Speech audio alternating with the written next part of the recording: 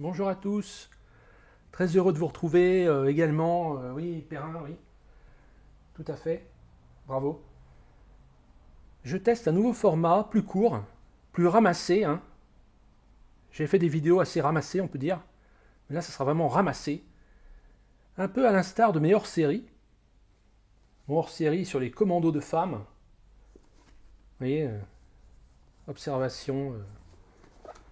Je sors dans le couloir, je frappe à la porte. C'était le dortoir des femmes. Je vous refais pas le topo, hein.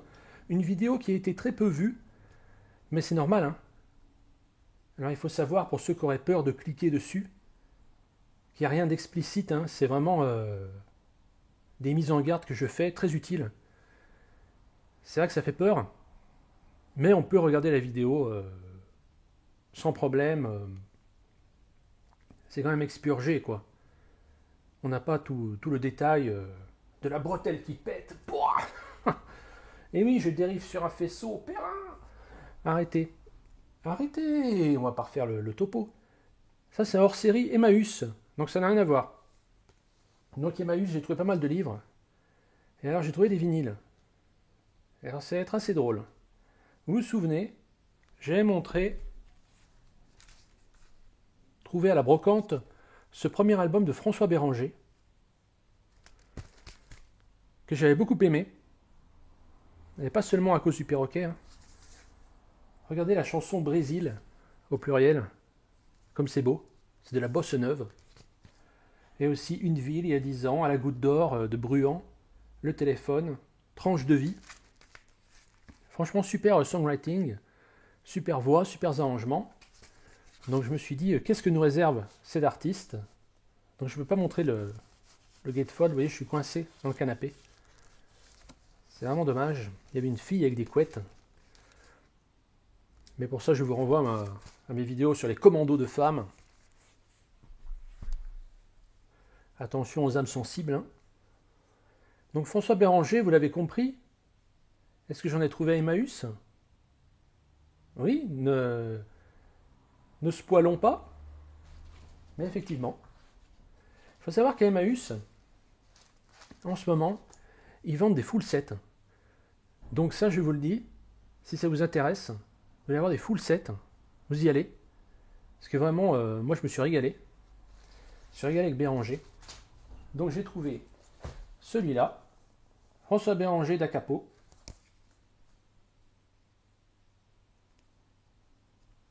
Je ne savais pas qu'il portait des bottes rouges. Magnifique bottes. Donc ça, c'est un album plutôt récent, je suppose.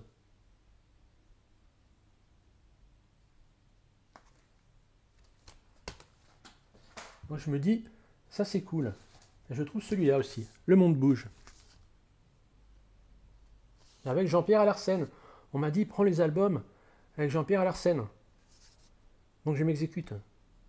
Donc vous imaginez le hasard. Je cherche du Béranger. À Emmaüs, il n'y a jamais rien, on est bien d'accord, hein. J'en trouve deux. Qu'est-ce qui se passe? Donc Jean-Pierre Alarcène, Gérard Cohen, Michel Bonnet. Toujours sur l'escargot, hein. J'ai oublié de montrer les vinyles, mais super bêta. Et je ne sais pas pourquoi, j'étais dans mon lit, après une matinée de travail harassante. J'étais vraiment la tête dans le sac, hein, comme on dit. Donc je me suis reposé. J'ai cru que ma dernière heure était venue. Je n'ai plus aucune force dans les bras. Les membres complètement tétanisés. Vraiment à l'agonie, le mec. Et à 2 heures, je me lève. Je mets mes chaussures. Et je me dis, je vais à Emmaüs. Mais contre mon meilleur jugement, hein. Vraiment, je me suis surpris moi-même. Je dis, mais qu'est-ce qui me prend? Donc je quitte le nid. Je vais à Emmaüs. Je monte, je prends la voiture et tout, hein. Du délire. J'ai pas compris. Je voulais y aller demain. Tranquillou. Et comme quoi, j'ai bien senti le. Ça sert d'avoir un gros pif, je peux vous dire. Mais je n'étais pas au bout de mes surprises. C'était dans le premier bac, ça. Au fond du premier bac. Je dis, bon, ça, c'est les nouveautés incroyables. Alors, je ne sais pas si beaucoup de gens se serait précipité sur Béranger. Mais dans le doute,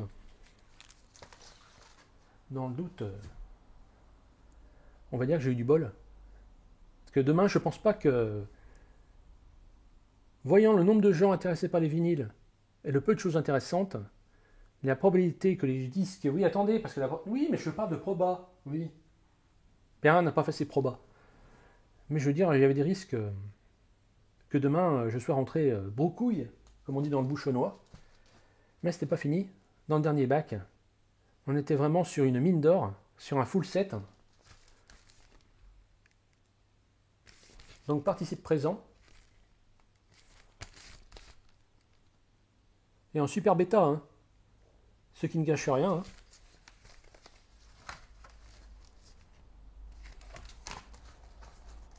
Toujours sur l'escargot. Escargot, bicorne, montre-moi tes cornes. Je ne dis pas ça pour choquer l'assistance. Mais... Donc voilà. Et on m'avait conseillé, on m'avait dit, si tu le trouves, le meilleur c'est le live. Le live avec Jean-Pierre Larsen. J'ai dit, bah ouais, mais bon. C'est que j'ai trouvé ça, moi. J'attends de trouver à la brocante. Eh ben non. En état quasi neuf. Le double. Donc Jean-Pierre Larsen, tout le tintouin. Mon gars Béranger en public. Et ce qui est drôle, déjà c'est de trouver ses disques. Mais il y a un mec, quand je suis passé à la caisse, parce qu'en fait on donne ses disques, le mec fait un calcul. D'ailleurs les doubles, ils comptent pour 2 vinyles. Donc ça craint, hein, ça fait 4 euros. Hein, parce que c'est 2 euros le vinyle 33 tours. Et donc j'ai que du Béranger. Hein. J'en ai 4. C'est full set.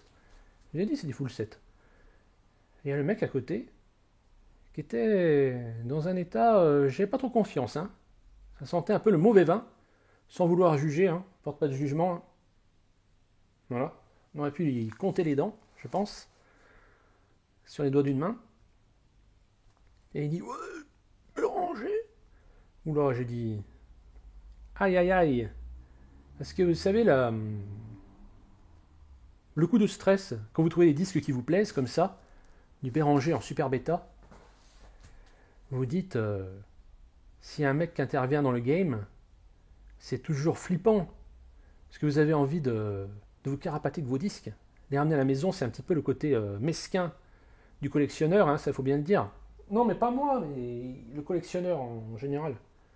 Il y a 7 sortes de collectionneurs selon Monsieur Vinyle. On a commencé par l'archiviste. L'archiviste, c'est celui qui collectionne Mylène Farmer et Indochine. Ça, c'est les archivistes. Et Patricia Cass. Oui, bah c'est pas nous. Attendez. On a bien le premier album de Patricia Cass. Mais on ne le crie pas sur les toits, si vous voulez. On reste digne. Voilà, on reste cool. Et donc j'avais peur pour mes disques. Parce que dès qu'il y a un mec intéressé à côté, là, il commençait à lorgner sévère. Et non, finalement, un mec sympa. Et je sors, et là, il me dit... on n'a pas parlé de lui quand il a disparu, hein. Ah ça, les Claude François et ce genre de sac à merde. Je dis oui, c'est pas faux, hein, c'est pas faux, mais bon. Moi j'ai envie de dire, il y en a qui sont trop connus, il y en a qui sont pas assez connus. Donc voilà, c'était un fan de Béranger. Donc bon, j'ai bafouillé quelque chose, genre d'interaction qu'on peut avoir à Emmaüs. C'est le petit plus. Et donc j'étais très content, vous voyez. Et alors au niveau des livres, là aussi le full set qui tombe, c'est incroyable. C'est John Irving. Donc je ne suis pas un grand fan de John Irving, mais j'avais une amie qui l'aimait beaucoup, qui courait, hein, tout le temps en train de gambader. J'ai dit à ma mère, c'est une coureuse. Elle me dit, ouais, bah fais gaffe. Hein. J'ai dit, non, mais t'inquiète. Et donc John Irving, écrivain américain, qui fait lui aussi beaucoup de sport, hein, un prof de gym, hein, comme Lynyrd Skynyrd. Et donc j'avais lu celui-là, j'avais même vu le film. Je crois que c'est un film avec cet acteur-là qui joue Spider-Man. Il me semble. Pas dire de bêtises. Mais c'était pas mal, mais bon.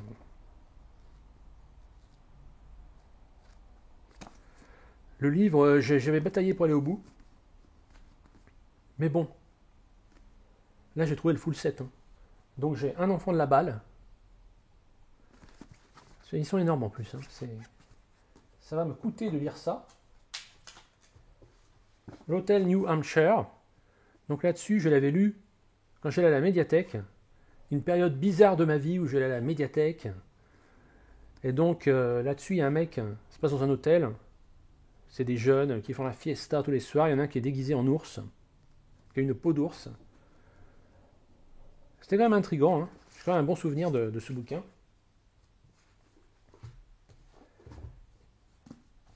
Et donc, Une prière pour Owen. Ah, mais je vous dis, c'est du full set. Hein. Il y avait aussi L'épopée du buveur d'eau. Je ne sais pas si je l'ai, celui-là. Non. Donc, c'est pas tout à fait le full set. Hein. J'ai Un mariage poids moyen. Vous ne connaissez pas celui-là. Et La quatrième main. La quatrième main au panier. Hein. Vous connaissez Le troisième homme. Le deuxième sexe était une femme. Et les deux vécurent heureux. Vous voyez, un sweatshirt vert, une sirène, la perte, la récupération, l'âge d'homme, l'anorexie d'une bonne marathonienne, comme on aime. Une mâcheuse de gomme qui s'en bat les stécos et porte des prothèses. N'est-ce pas magique? Voilà. Un beau petit full set, hein? Et bien ça, c'est 2 €. Parce qu'il y en a 6. Et pour compléter, bien sûr, j'ai pris André Gide, l'immoraliste. Celui-là, je ne l'ai pas lu. Parce que ça parle des chambres d'un instant. Qu'importe comment on se déshabille, rien n'est important que ce qu'on dit dans les bras des filles. Voilà, je cite Aragon dans le texte. Via Jean Ferrat, bien sûr. Chanteur à moustache, bien sûr. Ouh! On le vit les engouffrer soudain tout à coup dans son burnous. Ça m'a l'air assez bizarre. Donc Gide, je crois que c'est une autobiographie. Si le grain ne meurt.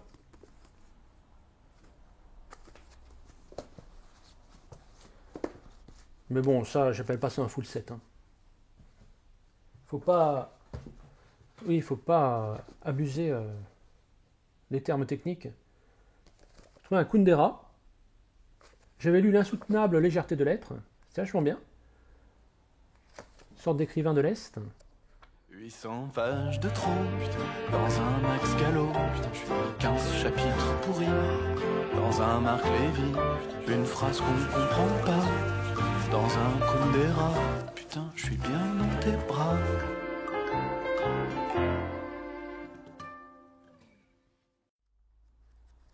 Qui raconte l'amour, le hasard et la nécessité. Donc la valse aux adieux, un songe d'une idée, un vaudeville noir.